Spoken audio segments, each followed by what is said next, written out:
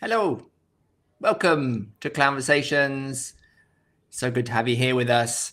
Today, I'm going to be talking to Naresh Giangrande about all kinds of things, technology, AI, transition, what's happening in the world right now, and how we're going to cope with it all. This is Clown-versations, and I am your host, Barnaby King. It's just a conversation with a fellow clown. It's not very serious, we're clowning around. It's really just a clown-versation.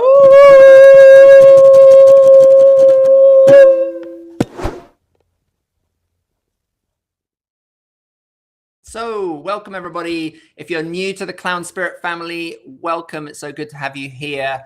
Every week, I get online with either a clown or somebody who is clown adjacent. And what I mean by that is that somebody who's doing work in the world, maybe it's in the field of education or humanitarian work or social work or human development, people who are bringing healing to the world in some way, I guess is one way you could put it. And we have conversations trying to connect that with clowning in some way, because I've always said, I think that clowning is an essential resource that we need in our lives in the world. But you can't have that conversation just with clowns, because it's kind of an insular, siloed thing. We need to have that conversation beyond the world of clowning. And there is a tendency, for all of us to stay in our silos, in our world. So it's about reaching out beyond that and making connections, trying to find those links, build communities, build networks that can give us that resilience that we need going forward.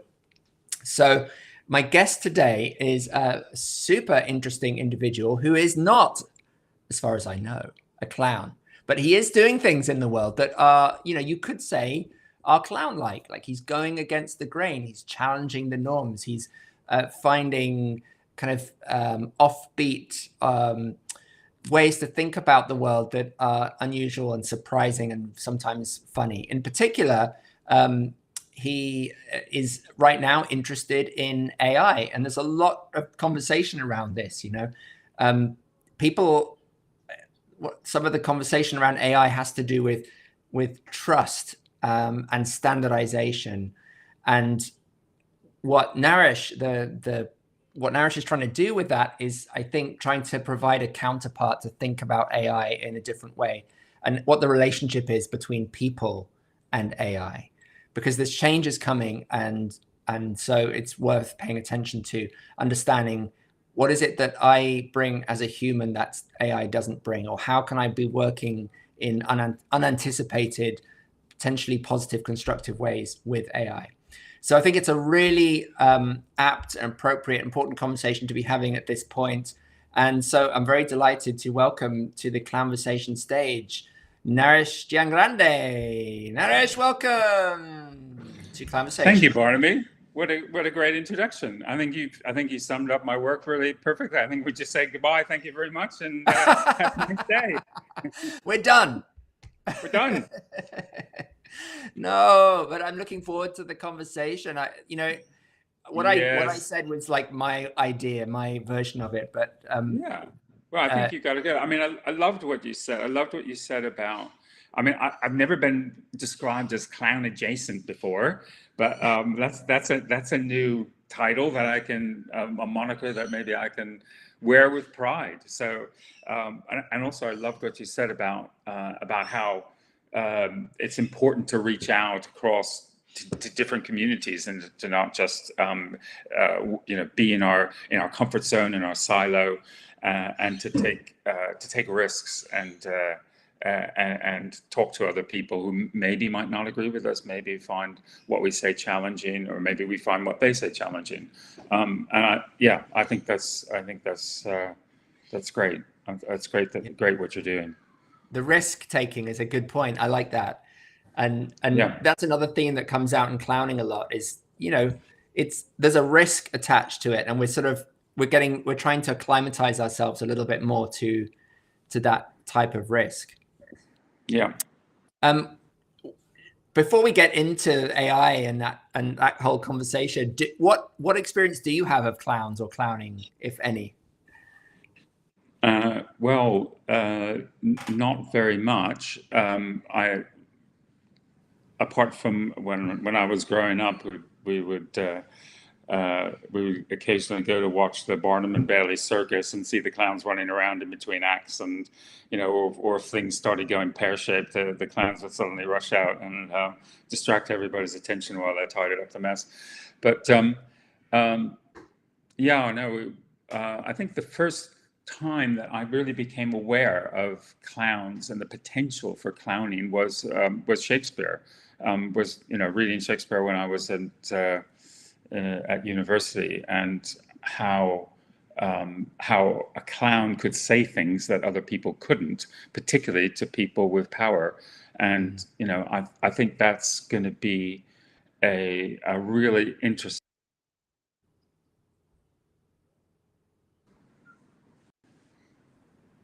We lost you for a second, but you're back. Yeah. Okay. I think that's going to be a really interesting place or potential use of AI. That that the mirror that I think AI. I mean, I wrote a piece, in fact, just a couple of days ago, where I was suggesting that one of the great uses of AI would be a mirror to people in power, and that could be a really interesting use of AI. That it gives you that feedback, and that's in fact one of the, I don't know if we want to start going into this now, but that's one of the interesting conversations that's happening right now, is that people have noticed that the AIs have been built as kind of sycophants. You say something to them and they go, "Oh, great idea, fantastic! Yeah, you're amazing. I love your idea. It's so great." Yes, I love it, and it's fun. And in fact, there's a sort of whole kind of science of writing prompts where you ask your AI to be really critical and to take a contrarian viewpoint, and because the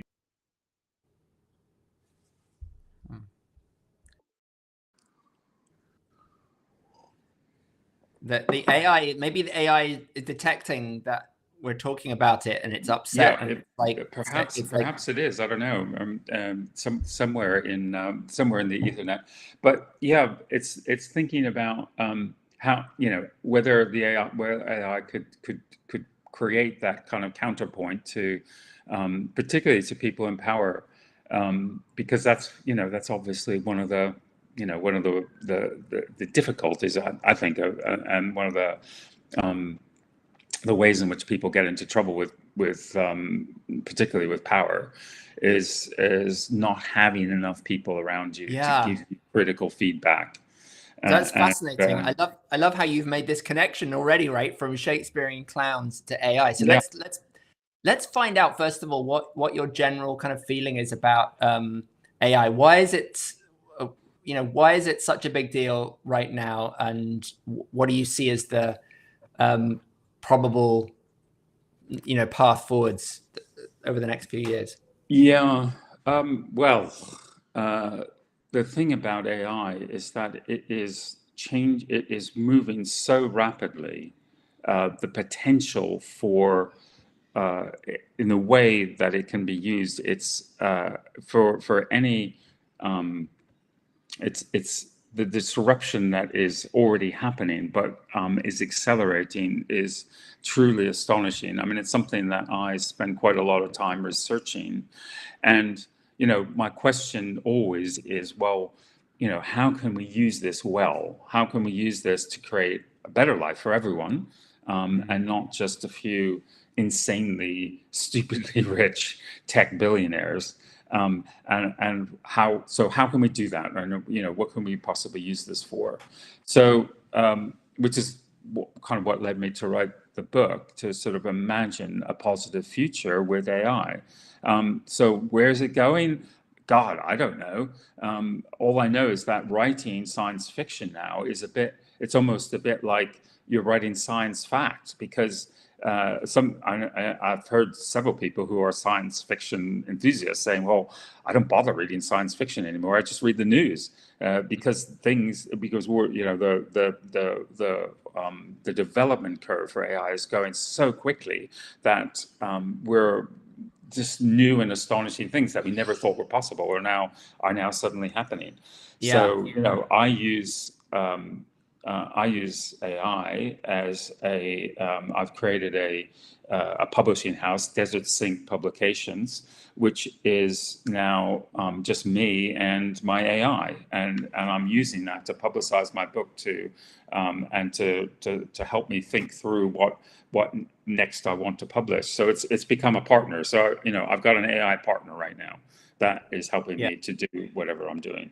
Yeah, and that's pretty extraordinary, I think, and I think a lot of people are doing that. One thing that I've heard said is that it's kind of reached a bit of a plateau in terms of that development, and that some people just say, well, it's not going to become such a big deal as we think, because all it does is regurgitates and processes the data that already exists. Like it can't actually have really truly original thoughts. What do you think about that?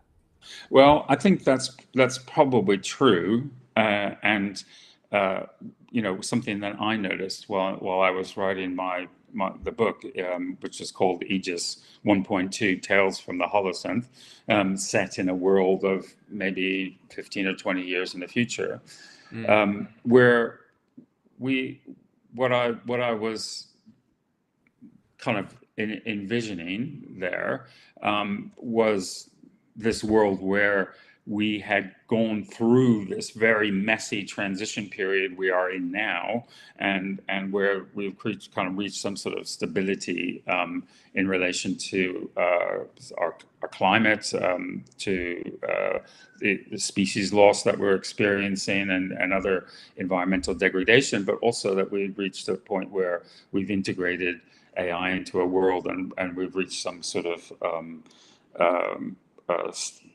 I don't know, steady state, something that is a lot more peaceful and possible. And so what I see, when I write, I'm using the AI to help me edit and to help me think through some of what I'm writing. But what it writes and how it writes and what it thinks is important is not what a human being thinks is important. It doesn't write the way a human being writes. It doesn't write in a way that it doesn't create text that is rich and evocative. So it kind of lacks that human empathy, if you will, sort of the potential for us to express ourselves, and that's a really important point. Ourselves, that who we are or who we think we are, and how we express that comes through in everything we do, every creative act we make, particularly with something like writing. So, for me, it's been a whole process of exploring that and seeing, what's the potential, what are the things that it can't do, what are the things it can do, and let it do the things it can do really well. Yeah. But then do the things that are irreducibly human. Let us do that too. So what do you give us a little preview of the book, Aegis 1.2, and what is that? What happens in the next 10 or 15 years, that we could look forward to or worry about? Well, I think we are in. Those are two kind of questions. So, what I see is that we're, and what I've, the research that I've done is that some of the tech people they're very concerned about how AI is going to disrupt the world in terms of labor, that human labor is going to become much less valuable, a lot of human labor, let's put it that way.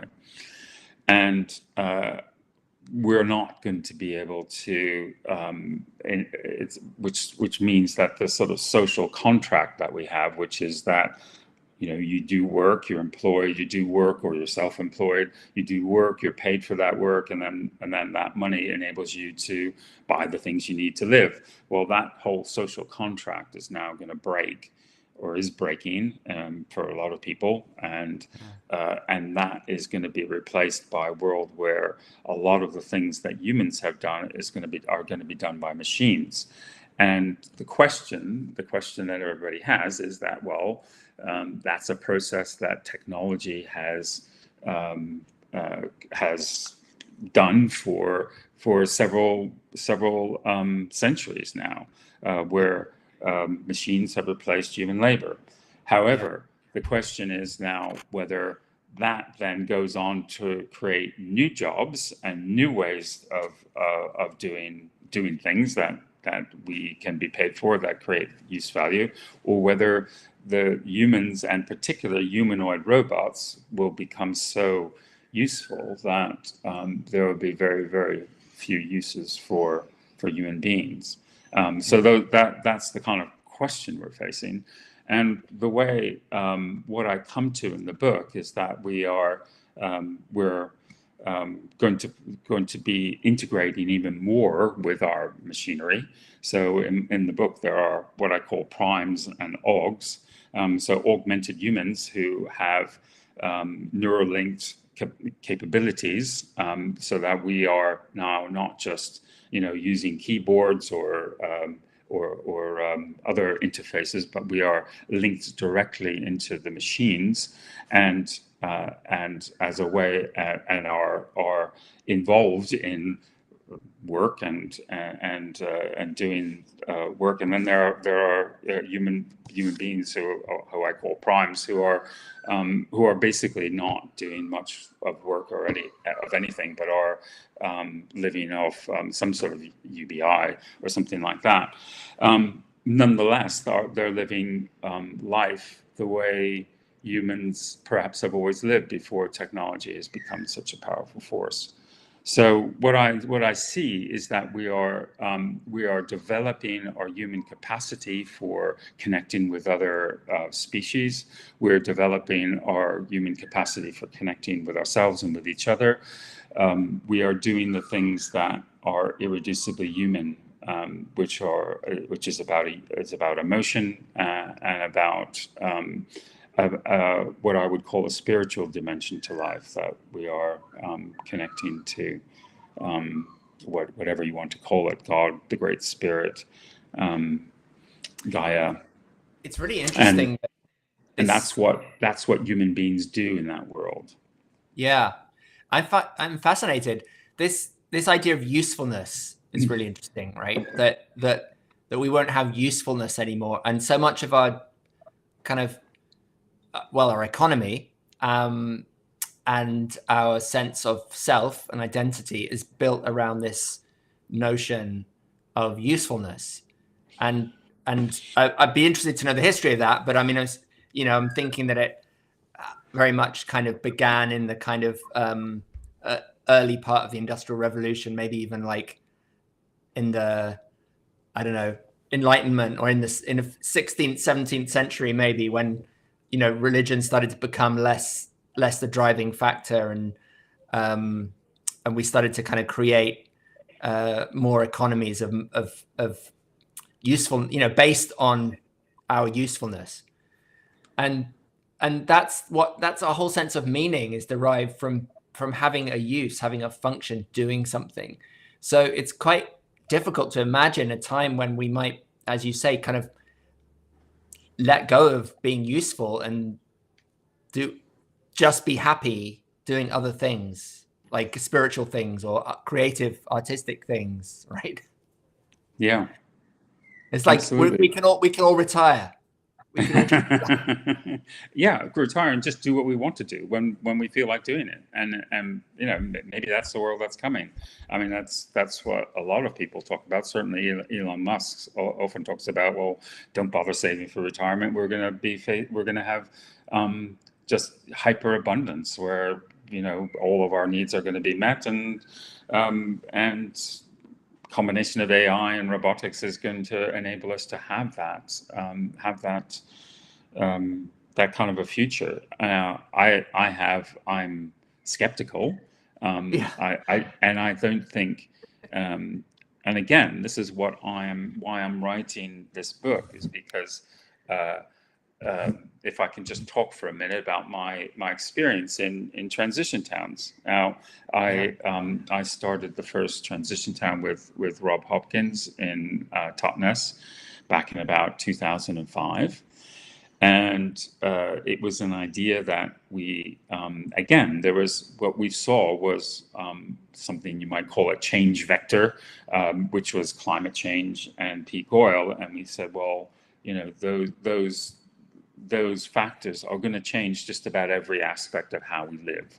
And we put that proposition out in Totnes, and we got a lot of traction. We soon had many people joining us, rethinking about, well, how can we create lives where we live well in times of change? And that was one of our phrases, living well in times of change, which is kind of interesting because you can immediately take that and put it into the current ideas about change or around technology. But with climate change, we're saying, well, how can we live well in times of change, and how can we ensure that we create lives that are in sync with you know our climate realities? And that idea spread. It spread all across the world. I've been connecting as I've been traveling with some of the transition folks in Japan and here where I am in Australia, and it was an amazing journey to be a part of that movement. However, I think one of the things that I now see is that we underestimated technology. We underestimated the way in which human ingenuity, if you will, that we underestimated how powerful human ingenuity could be and how powerful the technology that came out of that could be in creating real world change and real world difference. And I think that's what we're seeing now with I mean, I think maybe perhaps your viewers have had their Chat GPT moment. I certainly did when it first arrived. I think it was Chat GPT 3.0, and realizing, hey, this stuff is actually very powerful, and it's become you know, and yeah, it hallucinates a lot, and yeah, it doesn't give you the right answer, and you know, but we soon learned not just number one how to use it and how to use it well, but also the models and the technology behind it just accelerated at a very, very rapid pace to at the point we're now, where you know every few weeks a new model comes out, a new set of capabilities come out, and like I mentioned to you, where you know I'm using that as my partner. It's you know I have a publishing house, Desert Sync Publications, and my partner is Claude Cowork. So I'm using that. So it sounds like your book kind of paints a utopian kind of future where things have work out pretty well, but there's also a kind of dystopian future where you know, we don't all end up having having this life of everything we want, and instead I think you mentioned this earlier, you know, it becomes kind of more like a power struggle with AI at the heart of it, in a way where people are going to use it to get even richer and more powerful, and other people are going to be become you know, more vulnerable, more impoverished, more violence, more conflict, and the social injustice that we already see right now, and the kind of religious extremism, political extremism, all this kind of stuff is just going to accelerate and get more extreme with, and AI is just going to be involved in making that happen. So how do we? I'm sure you have the answer to this. Ready to go. How do we make sure we go down that path, utopian one, and not down that dystopian one? Well, Barnaby, you kind of hit the nail on the head. That's the big question. And that's the question we're answering now, and that's the question that I was holding when I wrote this book, is to say, well, how do we do this? How do we go down this path? And you know, and there's a lot of people asking that question. If you look around, there's somebody called Imad Mustafa, who is I think an amazing guy. He was one of the early created one of the early uses of AI. I think he was part of the Stable Diffusion, which Midjourney, which is an image creating platform, came out of. And so he's been involved in the development of generative AI for many years. He's now left that, and he's created something called the Intelligent Internet. And he wrote a book called The Last Economy, where he's starting to envision, well, what could this new economy look like, where we don't need much in the way of human labor. I think very interesting work. And one of his things is that, well, we are at a decision point now. The world could fracture, where we could have very just sort of blocks like the Chinese and Asian bloc, and then the sort of European bloc, EU bloc, and an American bloc, where instead of having this connected World Wide Web, we start creating blocks between those countries. It's a bit like a kind of 1984 scenario, or we can either go down the digital, what he calls digital feudalism, where we have a sort of digital aristocracy, and most of us are digital peasants, and just kind of eking out a living. Or we could create a super abundant world where we could have abundance for all. Now, the trouble is, nobody really has any good. I mean, his idea.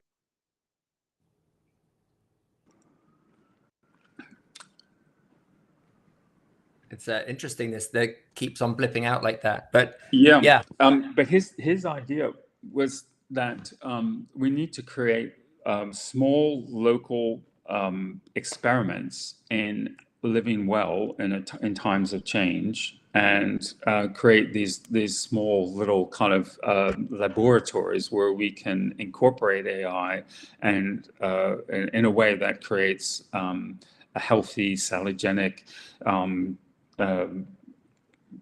life that's also in tune with the ecological realities of Earth, and also ourselves as humans, and then use the AI to help create that.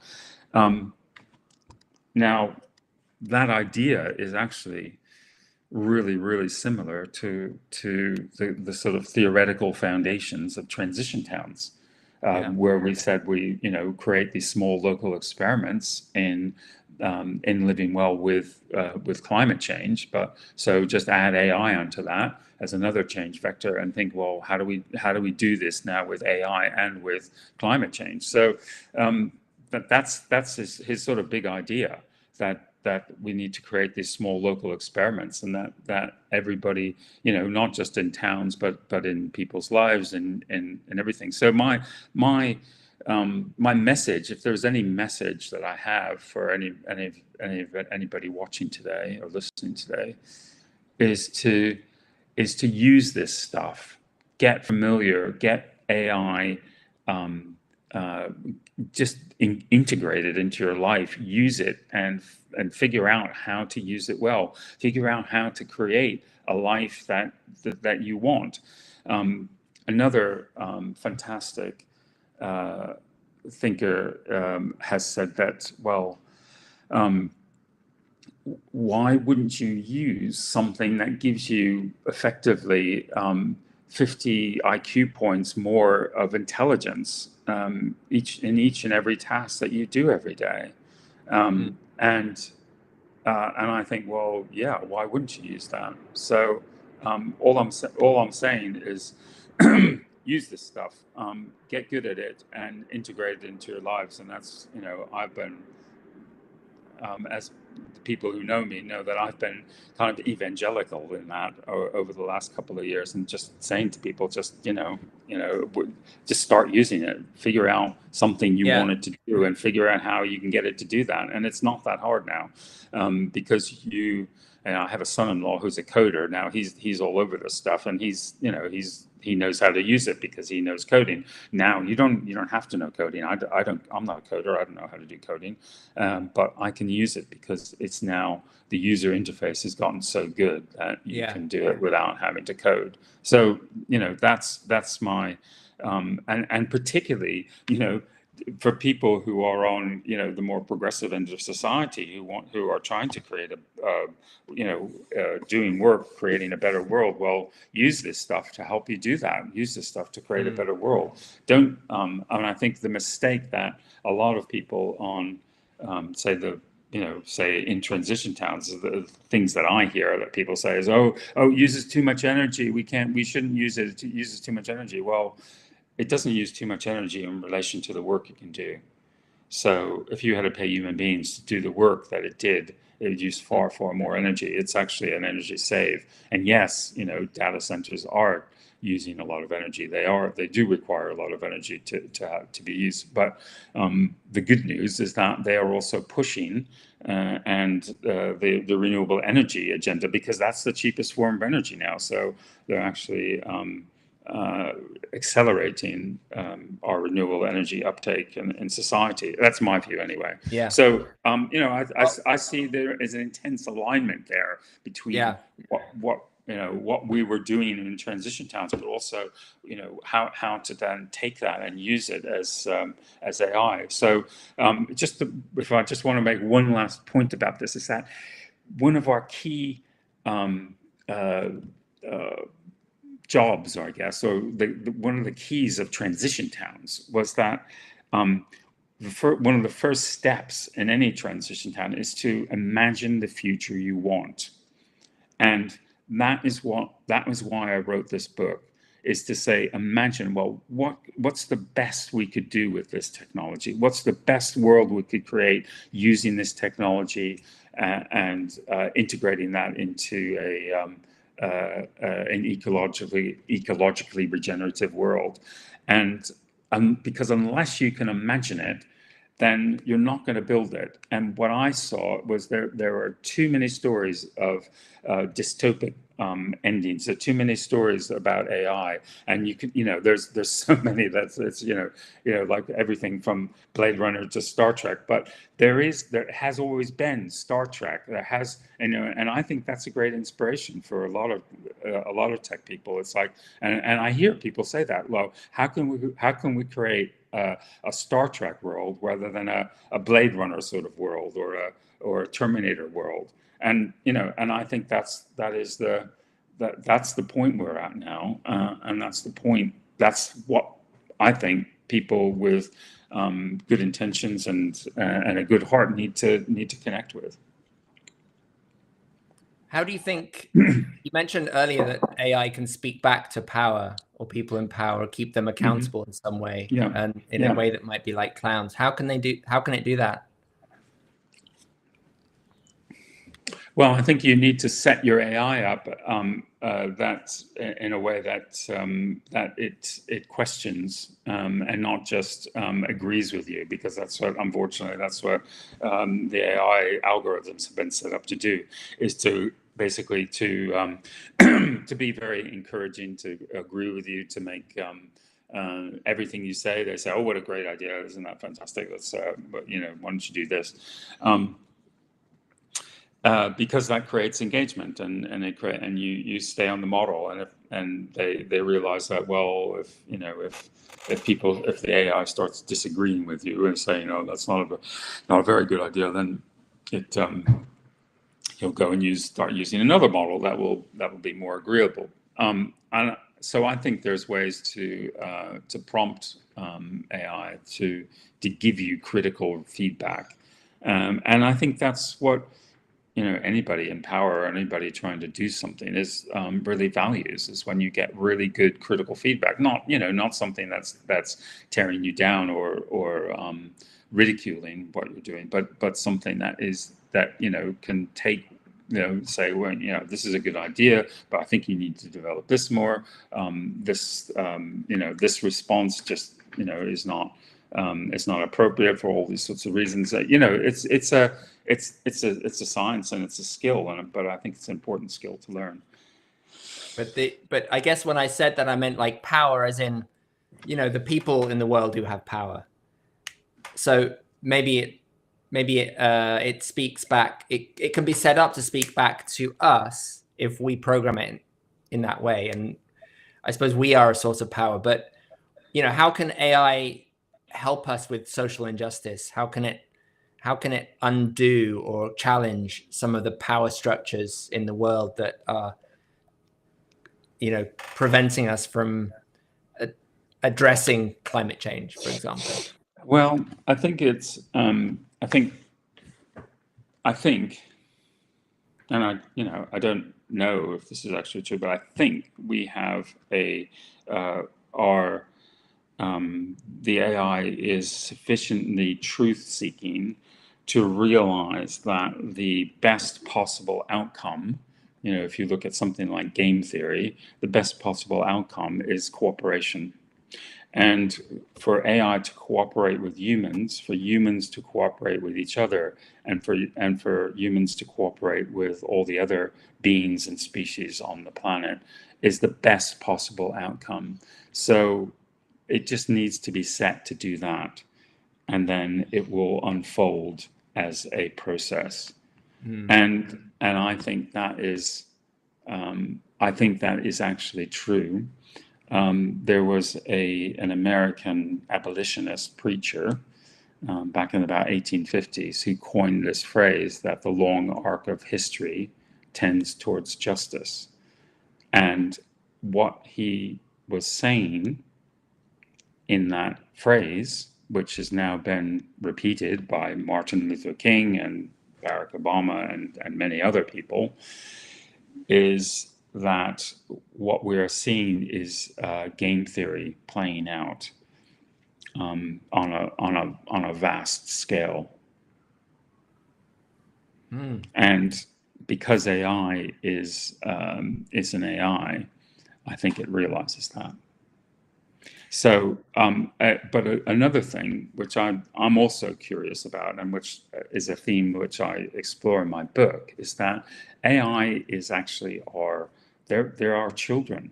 We are birthing this new species, so they are our children. We are training that AI, everything we do and everything we input into it, we are training that AI to and helping it to understand how this world works and how life works.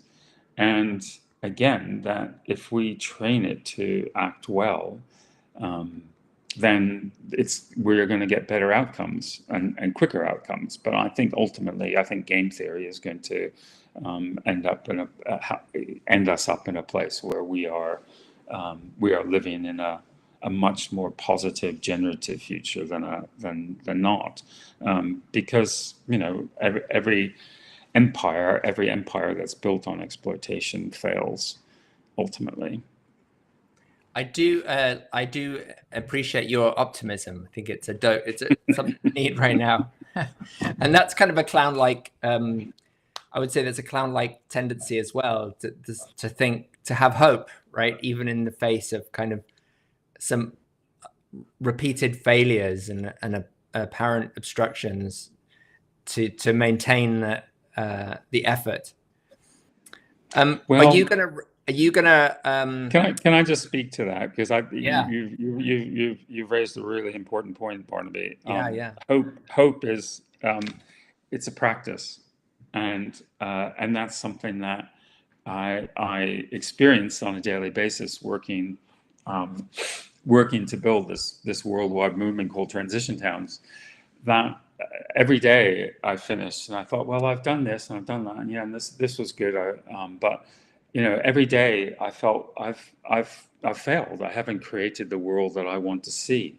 So, but nonetheless, me doing my little bit in my corner of the world, or this transition town doing their bit in their corner of the world. There's a sort of, it's the courage to embrace hope and optimism as possibility, rather than just say, oh, it's things are going to be terrible and there's nothing I can do about it. So it's having that courage to, and the willingness to imagine the world we want, and to go about doing it, even when it feels impossible, even when the forces that are aligned against us feel too big and too strong, even when we feel we're small and we're not powerful enough. It's having the courage to do that. You think about a Greta Thunberg, who, she sat outside the parliament with a sign, and people responded. I mean, she was just this little 15-year-old Swedish girl who was sick of seeing her leaders.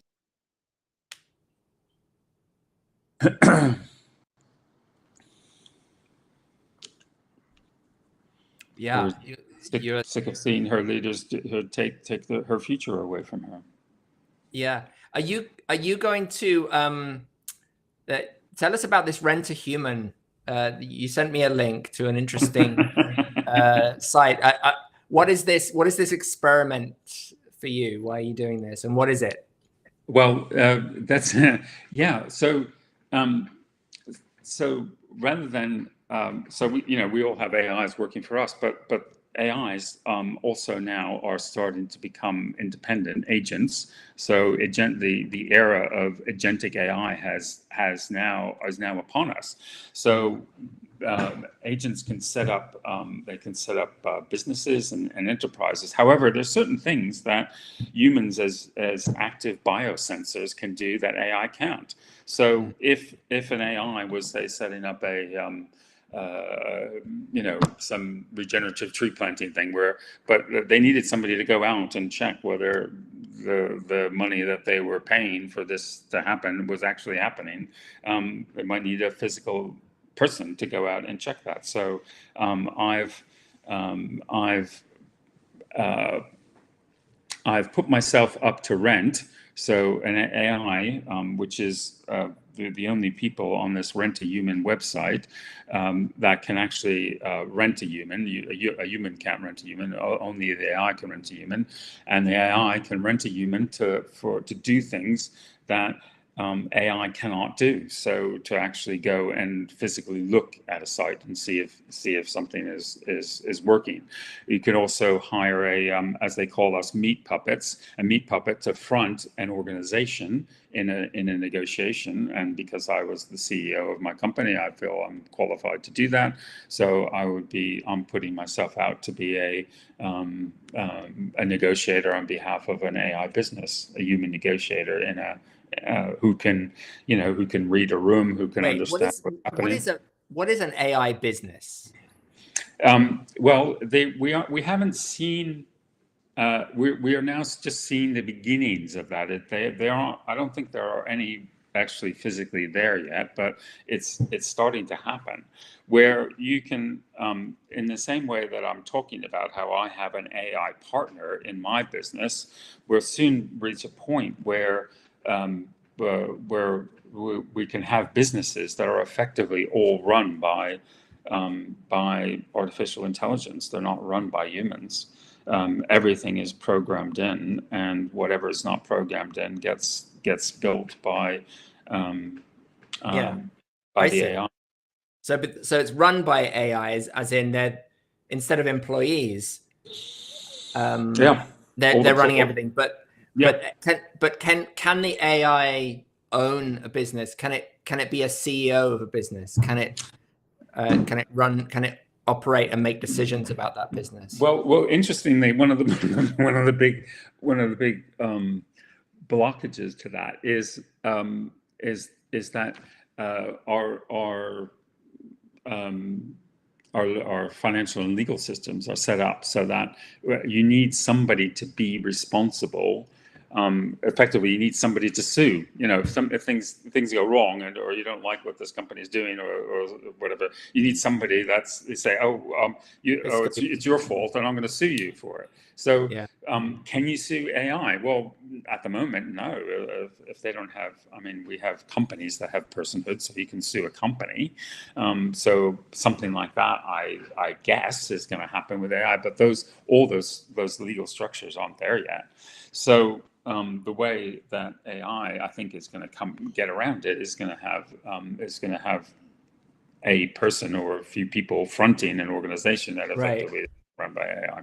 And they'll have to be responsible. They would then be accountable if there was a problem. So it's a pretty high risk sort of thing. Very much. Yeah. Have you been? Sure you get insurance for that, though. Yeah, right. Run by AI. Yeah, absolutely. Have you done any jobs yet on this? No, unfortunately, my offer hasn't been taken up yet, and I've done it. So I've done it as a, I'm there. If some AI comes along and says, oh yes, hello, Mr. Giangrande, we would like you to do X, Y, Z, and if I'm happy to do that, then I would do it. But I've also done it as a kind of, it's a bit of clowning, if you will. It's sort of putting that in front of people and say, well, what do you think of this? We're thinking of AI, helping us, but what if we turned the tables, and what if we created a whole different scenario where, we're helping AI? So, for me, it's like a bit of art. It's a bit of clowning. It's a bit of, doing something kind of crazy.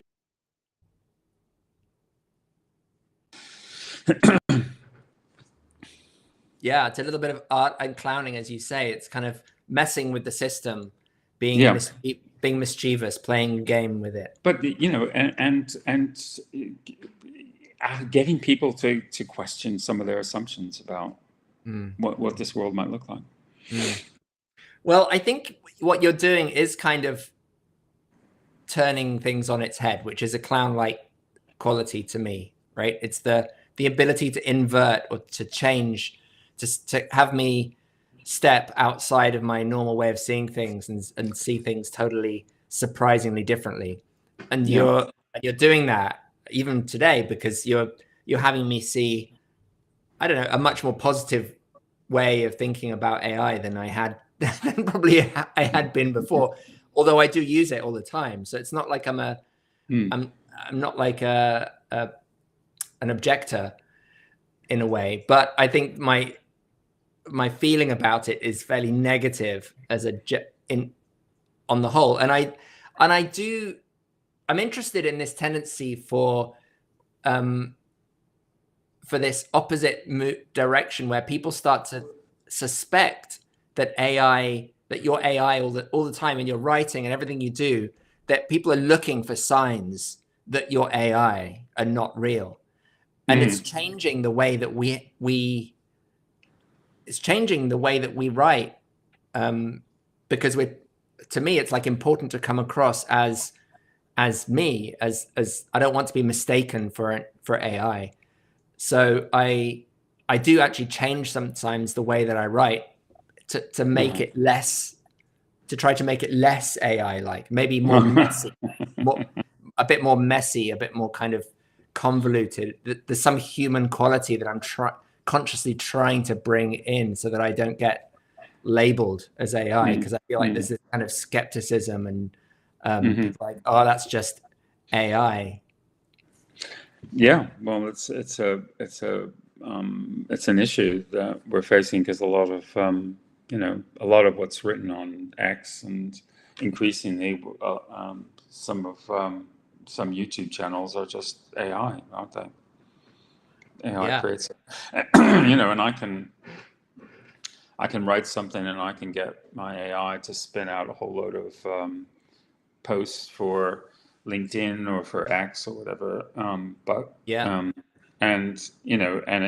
I haven't yet got to the point, but it's now possible to just fully automate that process, so that I can just say to X, take out the main themes, scan social media, these social media sites, pull out the main, what people are talking about, look at Aegis 1.2, pull out some of the themes that I talked about, and create 6x posts for today that is that incorporate those, what are happening, and just write them and send them out, and it can just do that automatically. Yeah. And I would do that. Personally, I would do it. I would do the, get the artificial intelligence to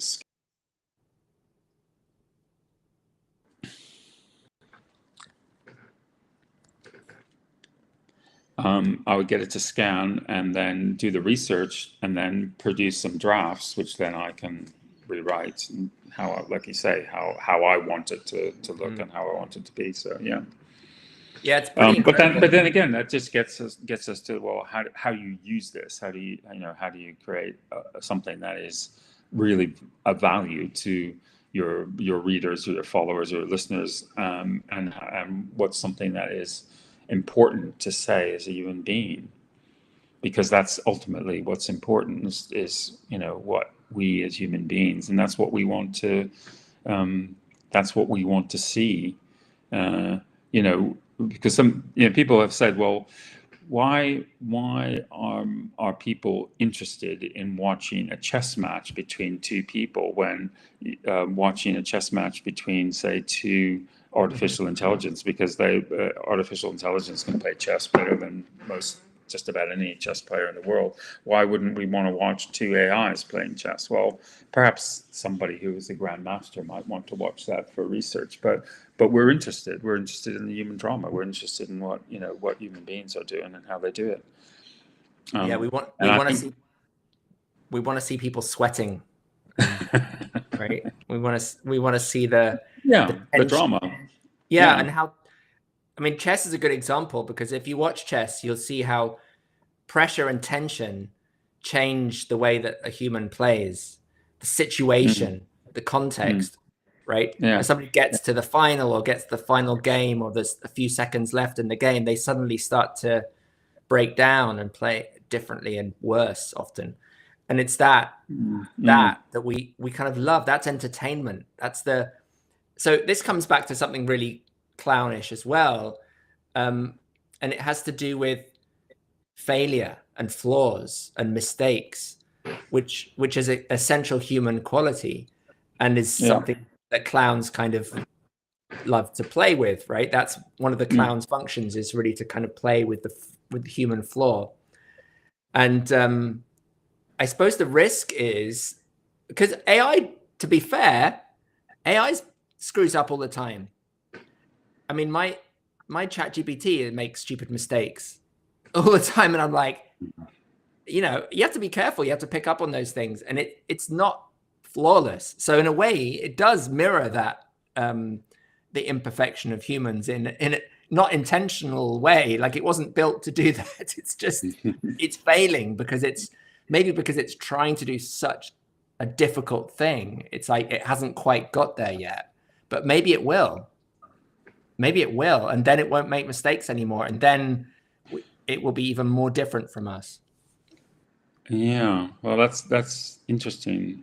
I hadn't really thought about that part. The point where it's so perfect, because again, in Aegis 1.2, it's not perfect, and there's always change, and there's always development, and I think, I don't know. I think again, it's an evolutionary principle, because that's the whole thing that drives innovation, and it drives change, and it drives evolution, where that we're not perfectly adapted to our environment, and with each change or epigenetic change, we become better adapted to our environment, and also environment changes. So I don't know. I'm not sure I subscribe to perfection as an endpoint. I think there's just achieving some level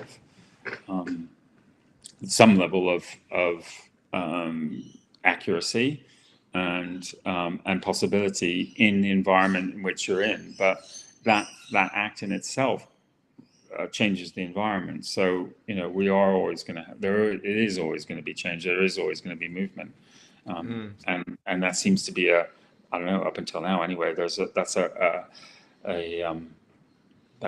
life. That's how life works. Is that it is always changing and adapting.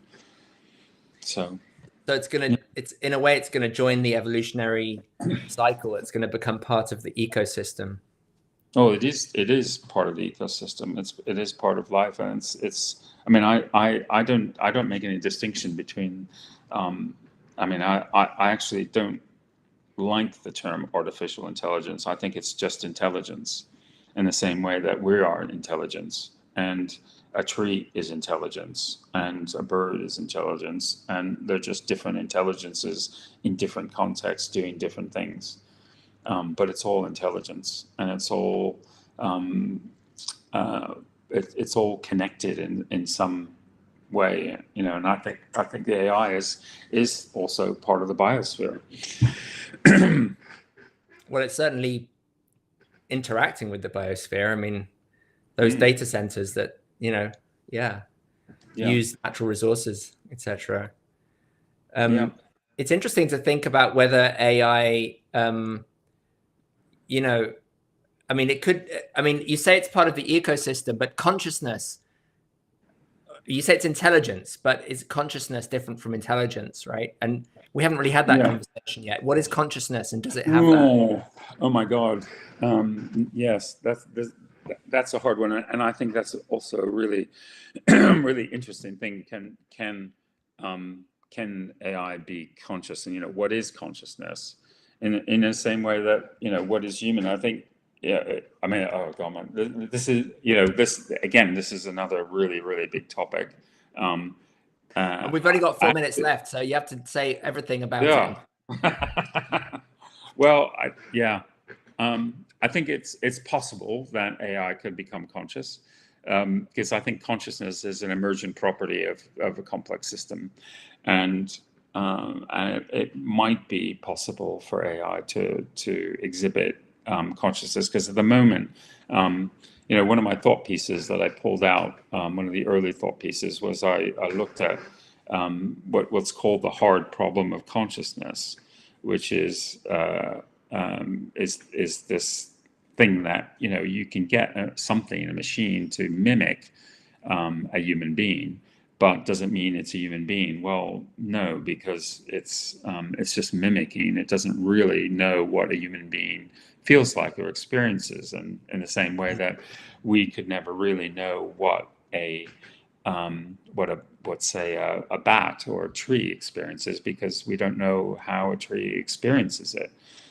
So we are, but we are nonetheless. I think the interesting bit of all this is that AI is actually forcing us to look at these questions, which have been around. These questions have been around for a long time, but we have never really seen it as important to actually investigate those in any serious way. There are some fringe philosophers and folks like that, and Buddhists or whoever who are looking at that, or have looked at that. But I think now it's going to become an essential part of our lives, and an essential question of, well, what does it mean to be human? What does it mean to be conscious? And how can we embody that consciousness in a way that is irreducibly human, and that then we create this, what I call human AI symbiosis, that we create a world in which we work with all the intelligence in our world to create something that is more beautiful and healthier for everyone. What did you call that? What symbiosis? Human AI symbiosis. So Human AI symbiosis. yeah, and there's AI is actually helping us to talk to other species. There's a project going on in off the coast of Dominica, where there's called Project SETI, where AI is decoding whale language and helping us to understand what whales are actually saying to each other, understanding the different dialects, so there are different dialects from different whale pods, and how those how whales from different pods interact, and how whales in the same pod interact. So they're helping us to decode that language, and I think that is going to accelerate. We're going to start to learn how to speak language, the language of all these other beings in our biosphere, with the help of AI, which is kind of crazy and extraordinary. Yeah. Well, if we want to. What, Naresh? If we want to, if we want to. Yeah, if we right. want to do that. I mean, I for one, I love talking to other species in their language. It's a fascinating thing. And you and I might want to, but not everyone else in the world might want to. So it's kind of like, what as a human race, what direction do we want to go in? It's a fascinating moment in our history, and I just want to thank you for kind of coming on here and giving us a real challenging, in-depth insight into this theme, and also kind of, I think, doing a great job of connecting it to clown themes and going along with that discussion. For me, clowning is important, but AI, it's not like clowning is something that everyone is doing in the world. AI is really impacting everybody. So it's kind of the onus is on us to figure out, as you say, like, how are we going to interact and navigate this transition that's just happening, whether we like it or not. Yeah. So many thanks, and please come back for another conversation sometime soon. I would love to, Barnaby. Thank you very much for having me. If I can just mention, you can read the book Aegis 1.2 Tales from the Holosynth. You can read it for free on Substack. So my Substack is Naresh Giangrande, all one word, .substack.com. It's also on Kindle, so you can download if people prefer it on their Kindle. You can also buy it on Amazon. So yeah, thank you very much for having me. Thanks. It's been a pleasure. Bye for now. Bye for now. All right, everybody. That was Naresh Giangrande. Thank you so much for tuning in today for that conversation. One of the ones that we do from time to time with non-clowns, clown-adjacent folks doing important world-changing work in the world. And yes, tune in next week. We have another conversation coming to you about clowning and activism. So tune in, stay tuned, and as always, keep clowning. It's just a conversation with a fellow clown. It's not very serious, we're clowning around. It's really just a clown-versation.